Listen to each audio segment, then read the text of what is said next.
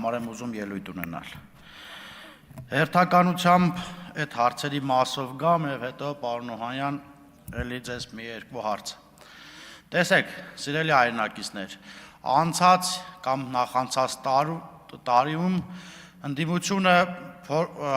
շահարկում էր Սևանի դիաերձարանը,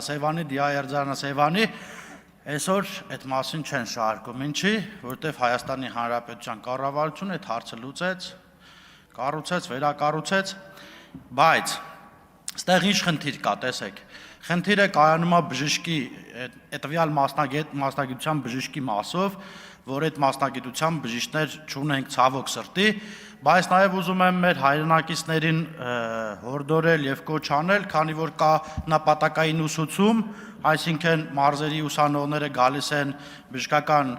համալսարանում սովորում են անվճար, պարտավորվում են հետ գնալ եւ մարզերում աշխատել, հուսով եմ նպատակային այս ծրագրով ուսուցման ծրագրով կունենանք նաև դատաբժիշկներ եւ այլն, որովհետեւ բացի Ճամբարակ Սևան,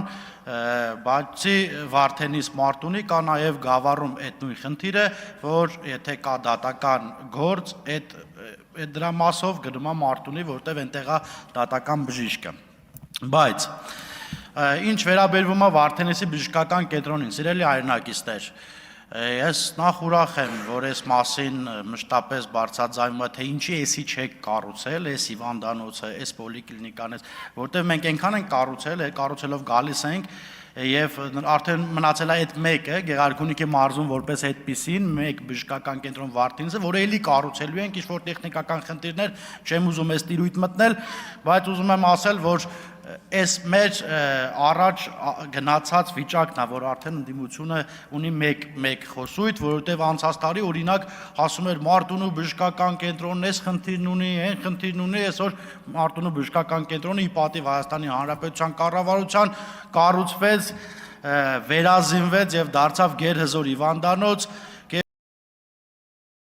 գերհզոր բժշկական կենտրոն մեծ չափսերով եւ որակով տեխնիկաներով եւ որակյալ բժիշկներով, հիմա այս մասին մոռացան։ Գավառի բժշկական կենտրոնն օրինակ տարիներ շարունակ խնդիր ուներ թե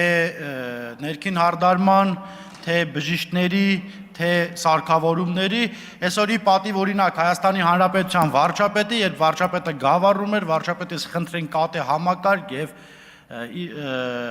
վարչապետը առողջապահության նախարարի հետ միասին կատե համակարգ ուղարկեցին Գավառ, որտեղ այն ժամանակ նույն գավառցին գալիս էր Երևան, որպեսզի կատե համակարգից օգտվեր։ Վերազինվեցին հիվանդանոցները, բազմաթիվ հիվանդանոցներ Գեղարքունիքի մարզում դիալեզ ապարատներով, չգիտեմ այդ անունը ճիշտ եմ ասում թե չէ, ցիֆրավոր ռենտգեններով, այդ գունավոր ռենտգեններով, օրինակ Գավառի բժշկական կենտրոնի ռենտգեն այդ ապարատը, եթե չեմ սխալվում, մի 25 տարվա էր, վերափոխվեց եւ այդ գունավոր ռենտգենը բերեցին եւ մարդիկ դրանից գոհ են։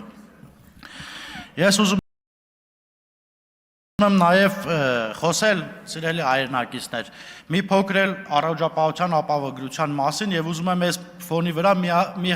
հաշվարկ անել, որպեսզի մեր հայրենակիցներն էլ վստահ եմ ելույթս կտեսնեն եւ այն խոսույթը, որ տարածում են ժողովրդի մեջ, կհասկանան, որ կեղծ է,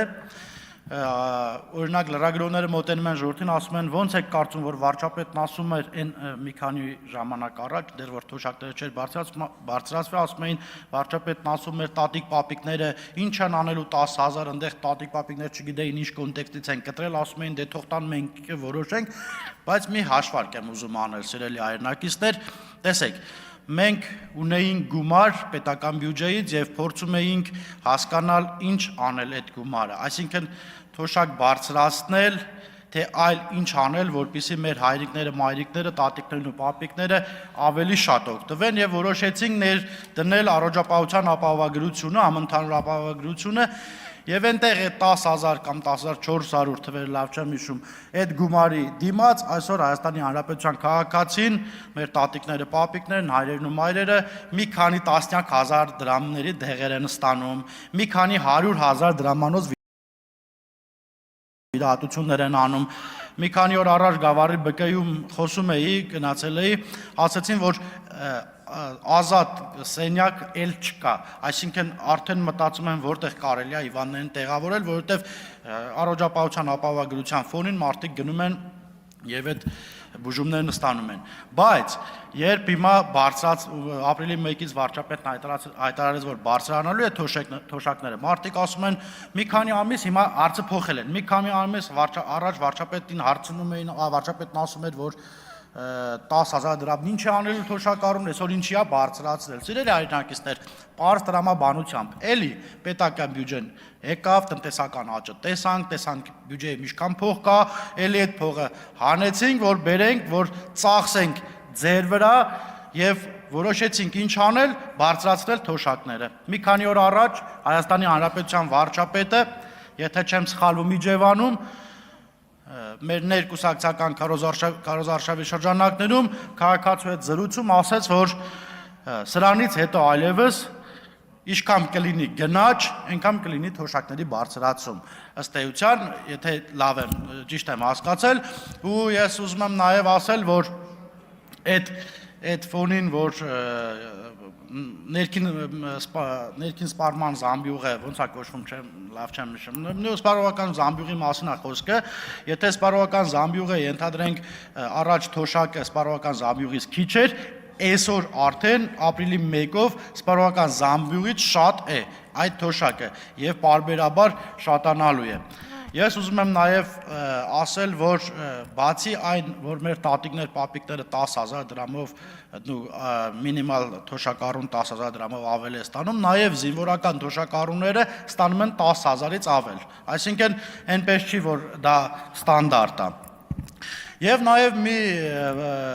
պարոն Օհանյան, ես ճիշտ ասած մի